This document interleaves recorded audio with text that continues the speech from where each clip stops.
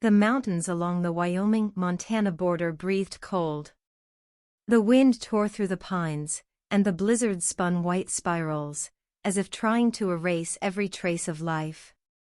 Tess Marlowe didn't believe in coincidences, only in reflexes and adrenaline. After 8 years as a paramedic, she'd learned to sense disaster not by noise, but by silence. Tonight, the silence was wrong. She spotted the overturned SUV just as she was about to turn off toward her cabin at the base of the ridge. The headlights, half buried in snow, flickered weakly, like a dying pulse. Tess stopped her pickup and jumped into the storm. Snow lashed her face, clung to her lashes. The SUV's door was riddled with bullet holes, like a sieve. "Jesus," she muttered, reaching for the man trapped in the seatbelt. The blood had cooled, but his heart was still beating, faintly, stubbornly. He was unconscious. Big. Broad shoulders, a shadow of a beard, hair matted with blood. He wore a leather jacket and a watch that didn't belong in these mountains. Tess worked on instinct, cut the seatbelt, stabilized his neck, checked his breathing. Barely there, but there. She didn't know who he was, but she knew one thing: leaving him here would be a death sentence. Hooking her arms under his, she dragged his weight through the drifts toward her truck. The snow squeaked under her boots, her muscles burned, but she didn't stop. Only once she slammed the truck door shut did she realize her gloves were slick with blood. As the pickup fought its way down the snow-choked road, Tess kept one eye on him. His face looked carved from another life, rough, handsome, but haunted. A fresh wound streaked his temple. "Hang on, you hear me?" she whispered, eyes fixed on the road. "Just hold on." The cab smelled of blood and ozone. She reached her cabin, a lonely shape half buried in snow, by instinct more than sight. Hauling the man inside, she laid him on the cot near the fireplace, where her old dog used to sleep. The corner felt suddenly too alive. When she stripped off his jacket, the damage became clear: gunshot wounds, shoulder and side. One bullet still inside. Tess closed her eyes for a second, steadied herself, then reached for her medical kit: peroxide, clamps, scalpel, thread. "Well, Mr. Mystery," she murmured, "let's try not to die on my floor tonight." The fire flared, its light glinting in her eyes. Outside, the storm howled. Inside, where there had always been only the sound of wind, another heartbeat now echoed, heavy, human, and, as her instincts warned, dangerously out of place. The blizzard roared as if trying to tear the doors off their hinges. The cabin shook under the wind's assault, and Tess caught herself thinking that anyone else would have fled by now. But not her. She knew one thing: if she left, he'd die. The man was unconscious, his skin ash-gray, lips turning blue. The bullet in his side was deep, but the bleeding wasn't as bad as the one in his shoulder. First, she stopped the hemorrhage: tourniquet, bandages, peroxide. Then she reached for the scalpel. "Sorry, stranger," she whispered, clenching a rag between her teeth so she wouldn't hear herself. The blade slid into flesh. Tess worked fast, mechanical, almost dreamlike. Dark blood welled up, then metal glinted. She pulled the bullet out with forceps and dropped it into a metal bowl. The dull clang echoed through the empty cabin like another shot fired. The shoulder was worse: shattered bone, torn muscle. She bound it tightly, fixing the arm at an angle to keep it stable. When she stitched the wound along his ribs, her hands trembled, not from fear, but exhaustion. Fear had long since been replaced by the stubborn fury of survival. If someone's still breathing, you fight. Everything else comes later. He groaned near dawn. The voice was hoarse, deep, scraped raw. "Where am I?" Tess almost dropped the needle. "You're safe," she said without looking up. For now. He tried to rise, but she pressed him down. Don't move. You've got 2 gunshot wounds. Another hour out there and you'd be dead. He looked at her, foggy, but alert enough to assess. You, a medic? Paramedic. And you live here, alone? I don't like people. He gave the faintest smirk, a ghost of one corner of his mouth. That might save your life. Then he slipped back into unconsciousness. When the clock on the wall showed 5 a.m., the storm finally began to fade. Tess walked to the window. The snow now fell softly, as if the night's horror had been nothing but a bad dream. Only the brown stains on her hands said otherwise. She sank by the fireplace, her body aching, her head heavy. Then, a sudden crackle. The old radio transceiver on the shelf, a relic from her search and rescue days, sputtered to life through static. A man's voice came through, distorted but clear enough. Repeat, target Vance still missing. Last trace near the northern ridge. All units, sweep the sector. Possible civilian contact. Order, eliminate witnesses. Tess froze. Target Vance. Her eyes drifted to the man on the cot. His breathing was shallow but steady. Vance, the name she'd heard on the news. Calder Vance, the vanished head of the Northern Crime Clan, tied to gun smuggling and roadside killings. She stepped closer. A tattoo marked his wrist, 3 interlocking wolves. The clan's insignia. Damn it, she breathed. Engines echoed in the distance. Then another. Through the snowy haze, beams of light flickered, headlights. Many of them. Tess cursed under her breath and killed the lamp. The room sank into shadow. Wake up, she whispered, shaking him. You've got company. His eyes opened, hazy, but alive now, sharper. The people outside, are they yours? He slowly shook his head. If they were, you'd already be dead. Outside, in the pale dawn, a convoy of black SUVs lined the slope. The world around the cabin shrank to the sound of breathing and ticking seconds. Tess realized the night wasn't over. It had only just begun. The storm finally died down by noon. The air felt heavy, the kind of stillness that comes before disaster. Tess had managed a sip of cold coffee and almost convinced herself that maybe, somehow, it was over. But the moment she thought that, engines growled outside. The first hit against the door shook the cabin to its bones. Instinctively, she grabbed her old hunting rifle and raised it to chest height. Vance lay on the cot, pale, his breathing uneven. If you've got a plan, she hissed, now would be a great time to share it. He tried to sit up, tore at the bandage on his shoulder, grimaced. Don't shoot first, he muttered. If they're my men, they won't hurt you. And if they're not? A faint, pained smile tugged at his lips. Then we're both in trouble. Another blow, the door splintered. The wind hurled snow and the scent of gasoline into the room. Tess didn't lower the rifle. She just shifted her grip, finger still on the trigger. Let him think she obeyed, it was safer that way. Shadows filled the doorway. Men in black, armed, coordinated, too disciplined for mercenaries. One pulled off his balaclava, sharp features, cold eyes. Calder Vance, he said. Christ, you're alive. His gaze flicked to Tess. She pulled you out? Vance gave a slow nod. Then she's under the clan's protection, the man said. No one touches her.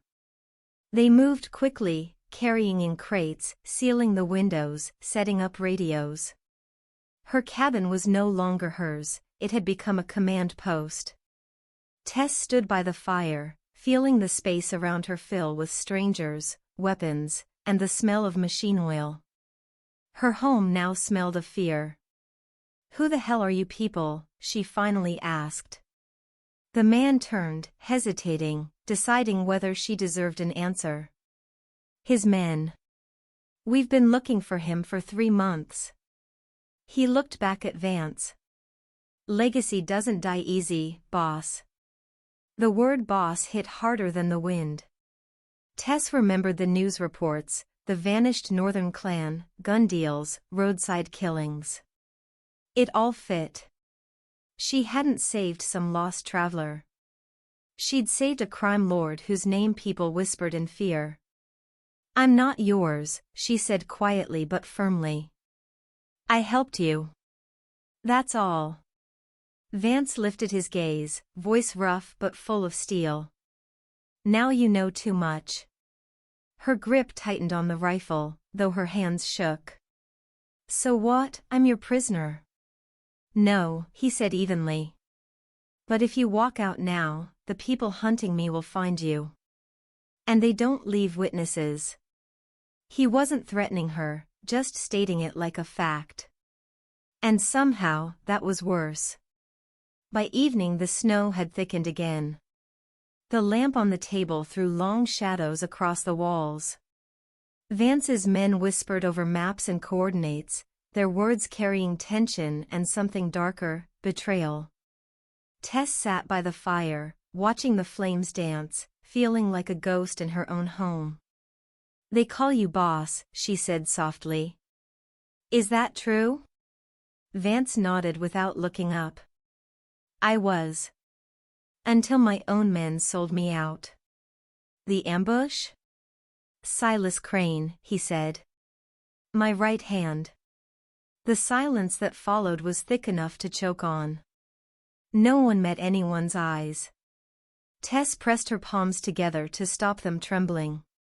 "You keep saying I'm under protection," she said. "But this feels more like a cage." Vance gave a dry, mirthless laugh. "Sometimes it's the same thing. The difference is just who's holding the key." Their eyes met. "You think I should trust you?" she asked. "No," he said, quietly but firmly.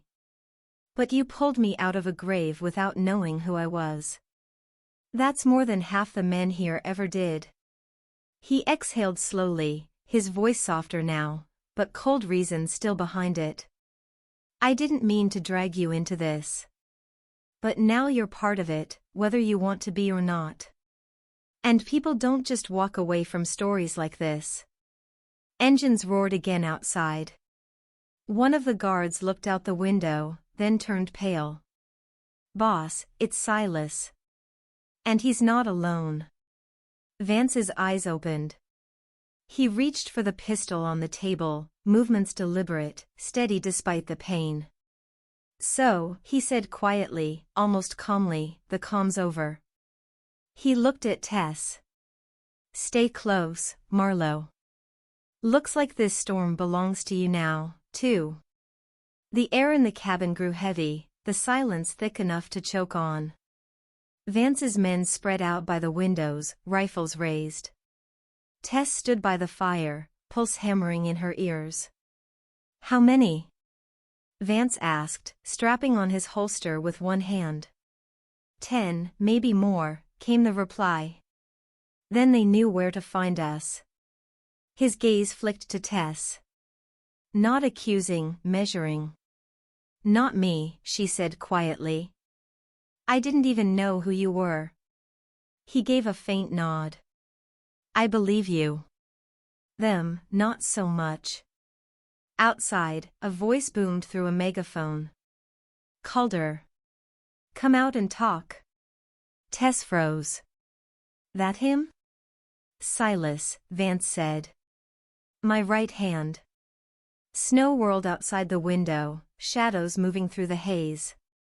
"He doesn't want to talk," Vance murmured. "He wants to see me alive before he finishes the job."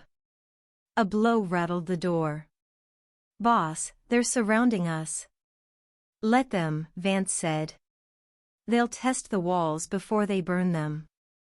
Or just burn them, Tess muttered. Then we leave through the north wall, he said. You lead. The next shot shattered glass. The lamp toppled, smoke curling upward. His men returned fire, short, controlled bursts. The smell of gunpowder filled the room. Tess ducked low, the floor trembling under her palms. They want us alive, Vance said between shots. Silas wants something, or someone. Then, silence. Don't shoot, a voice called from outside. Calder. Let me explain. He's lying, Vance said. He always lies. The door burst open. Silas stepped through the smoke, tall, dark coat dusted with snow, eyes sharp as blades. Step aside, Calder, he said calmly. We both know how this ends. With your death, Vance replied. Silas gave a thin smile. I saved your life more times than I can count. You sold it when you sold me. His gaze shifted to Tess. And this is who you're protecting? A woman who doesn't even know what this is? I saved a man, she said. Not your empire. He raised his gun. Vance fired first. The bullet tore through Silas's shoulder, his return shot shattered the lamp. Fire caught the curtains, the room exploded in orange light. Go! Tess shouted, grabbing Vance's arm. Leave me, he rasped. You're wrong, she said. It's our fight now. They burst through the back door into the white storm. Wind and snow swallowed them whole. Behind, the cabin blazed like a beacon, her home, her safety, burning to the ground. Vance leaned on her shoulder, every step labored. Where? He gasped. The old radio tower, she said. They won't find us there. He looked at her, weary, almost admiring. You don't know what you've walked into, Tess Marlowe. I'll find out, she said. If I live till morning. She glanced back once, the cabin collapsed in fire. Everything she'd been was gone, buried in snow and smoke. Ahead waited only darkness, and the man whose secrets had just destroyed her life. The night breathed emptiness. The wind had died, spent, leaving only the sound of snow slipping from the trees. Far across the river, engines still rumbled, faint, distant, like echoes of another life. Tess helped Vance climb the hill. His steps sank into the drifts, his breath breaking in ragged bursts. She pulled him onward, feeling his strength fade with every step. Her arms ached, fingers numb from cold, but stopping meant death. When the shape of the old radio tower finally loomed through the storm, crooked, skeletal, with a rusted metal cabin at its base, Tess didn't feel relief. Only a wary stillness. Too quiet. She pushed the door. The hinges groaned. Inside, rust, dust, old oil. Empty, but intact. The roof held. She guided him in and lowered him onto a wooden crate by the wall. He sat heavily, head tilted back, skin ash-gray. Don't fall asleep, she said. Can't help it, he murmured. You'll have to. She searched the room. In the corner, a rusty first aid box, forgotten decades ago. Inside were gauze rolls, alcohol, a few needles. A miracle. She lit the small iron stove. Fire crackled to life, pushing the cold out of the corners. The air filled with the smell of smoke and metal. Tess stripped off his wet shirt. His skin was icy, the wounds deep. Her fingers trembled, not from fear, but because she could barely feel them. She cleaned the blood, poured alcohol over the gash. He didn't cry out, his jaw only tightened. You're frozen through, she said. Stay close to the fire. You're shaking too. I'm fine. You're lying, he whispered. She ignored him, wrapped him in his coat, then sat opposite him by the fire. The flames painted their faces in shades of amber and silence. Time slowed. Only the crackle of wood, the drip of melting snow from the roof. You probably think I'm a monster, he said finally. I think you're human, she answered. Just surrounded by monsters. He gave a hollow smile. I tried to leave. Saved up for years, made plans. Thought I could disappear. He paused. When he spoke again, his voice was quieter, rougher. But your own don't let you go. Silas sold me before I could run. Tess said nothing, rewrapping his shoulder. Her hands trembled, not from cold this time. She listened, against her better judgment, feeling something dangerous stir, pity. I don't save monsters, she said softly. I save people who are still breathing. Then you wasted your time, he muttered. I've been breathing this poison too long. Let me decide who deserves a chance. Their eyes met. His were tired, but clear, and for the first time, without ice. They fell silent again.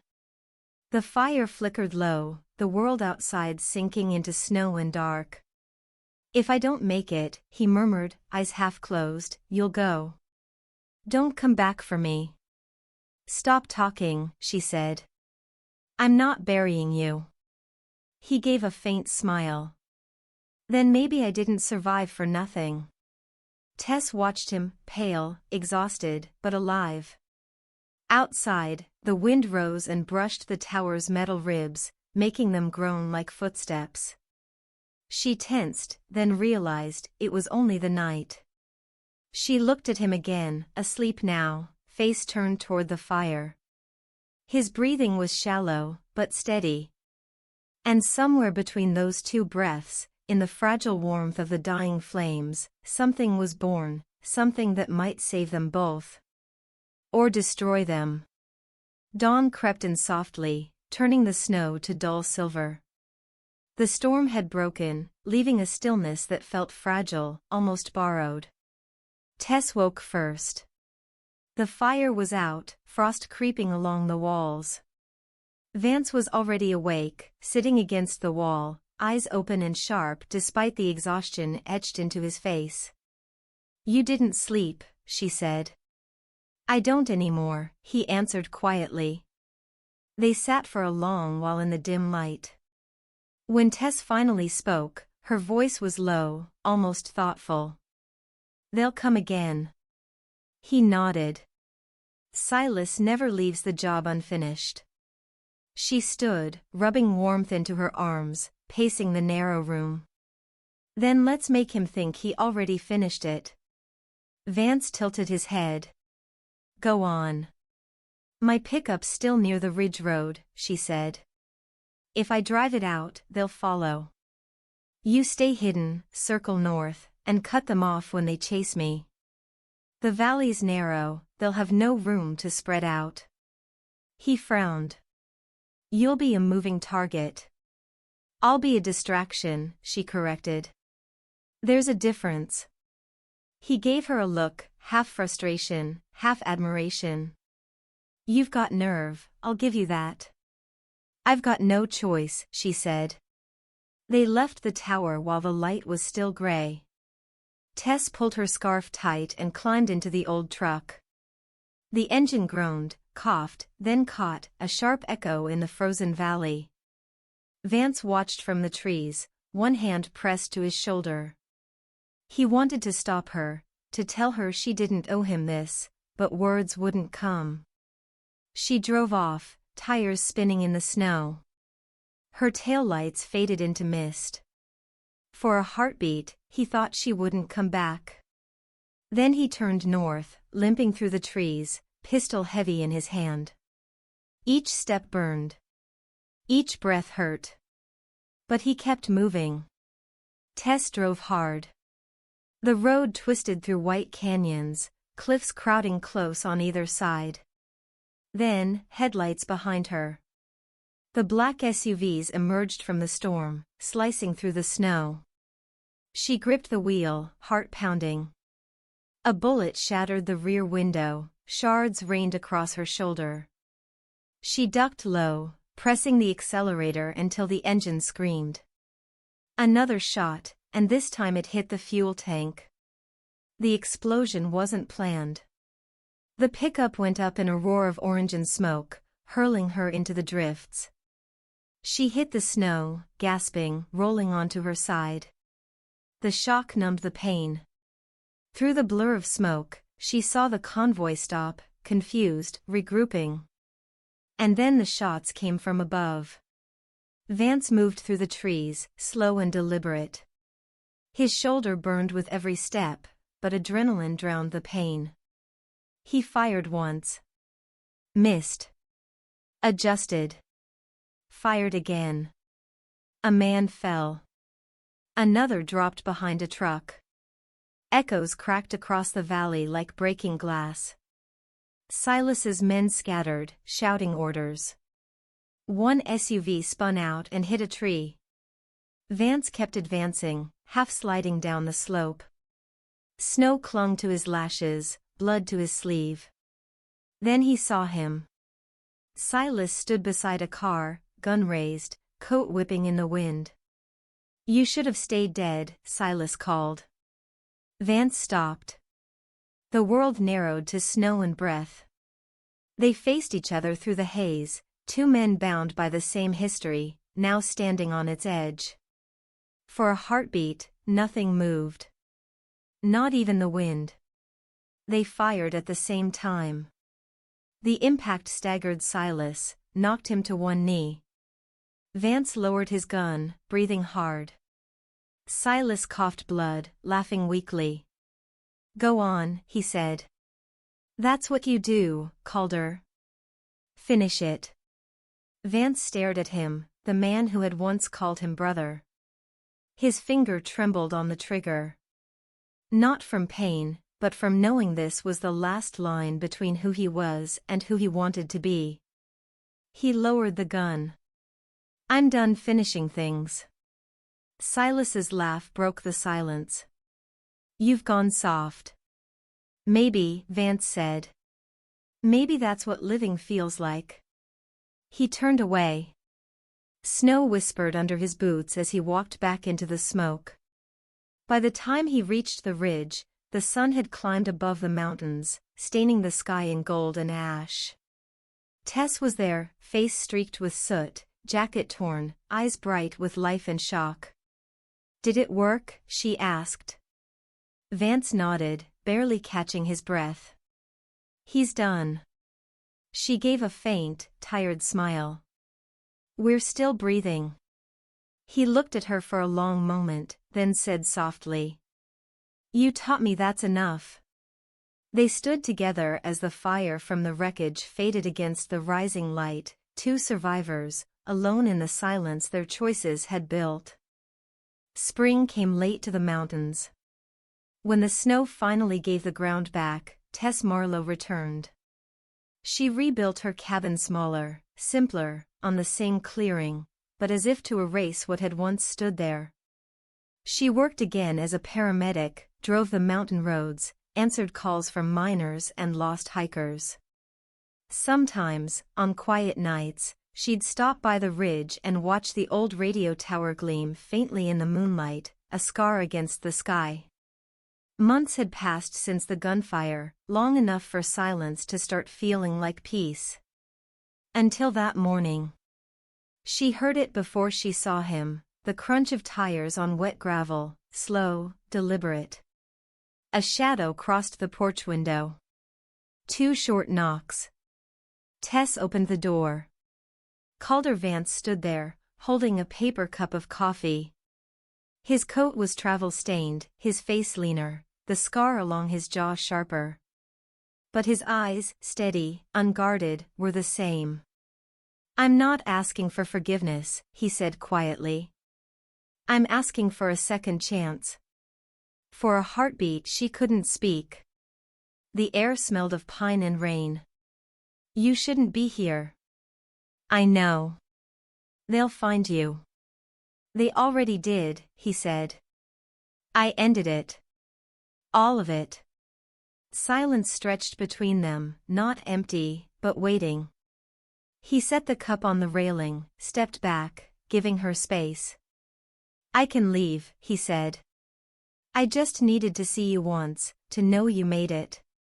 Tess studied him, the man who had dragged her into a storm and somehow walked out human. You shouldn't have come, she whispered. I had to, he replied. You're the only part of that life that wasn't a lie. The wind rose, carrying the scent of thawing earth.